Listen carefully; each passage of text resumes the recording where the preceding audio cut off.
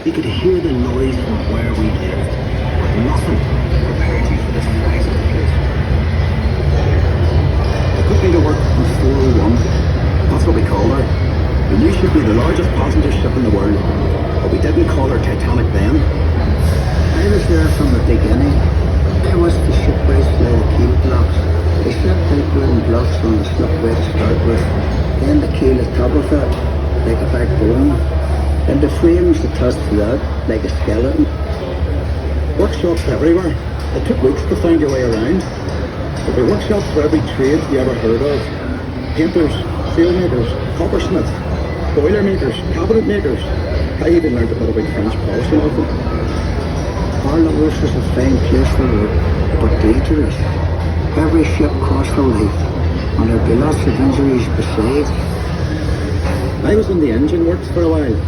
Very well equipped it was. That's where we built the triple expansion engines. 2 of them, each as high as a 3-story house. I worked in the frame bending shop. You had heat steel beams in the furnace, then hit them onto slabs of cast iron and hammer them curved.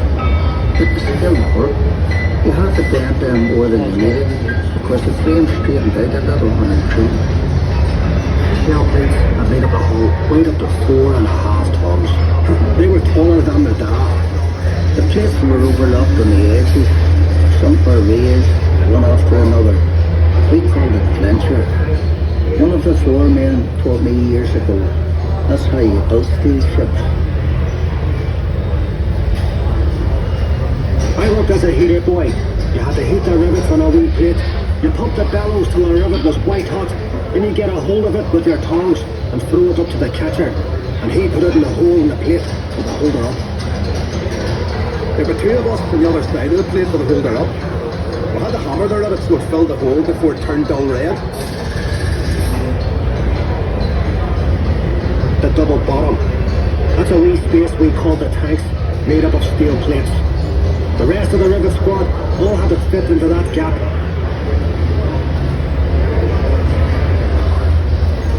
One of the 4 men would check each rivet with a special hammer. If it made a ringing sound, we'd have to go back and chase it out afterward.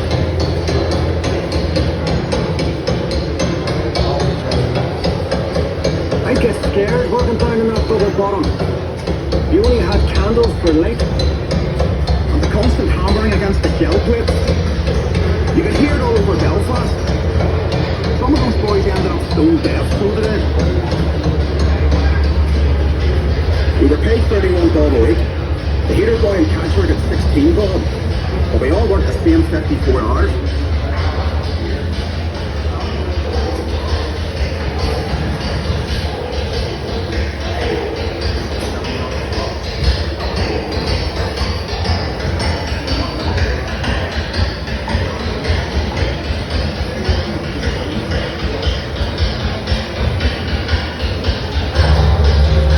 The frame had to be strong enough to take the rudder turning in heavy seas.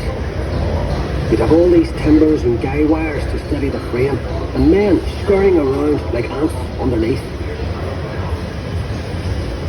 When we came to launch day, I was torn between pride and fear. Standing ways were coated in tallow, train oil and soft soap. So the ship would slide when they shifted her weight off the blocks. That was the most dangerous part. And the shipwrights were knocking away the last props. They were under compression, you see, and the sliding ways would be released by the hydraulic trigger. 100,000 people watched the launch. Some paid a bob to sit in the reserved seating. There were extra trams laid on. Then we all went off to the pub to wish her well. After you were proud to be an island man that day. And Titanic was the pride of Belfast.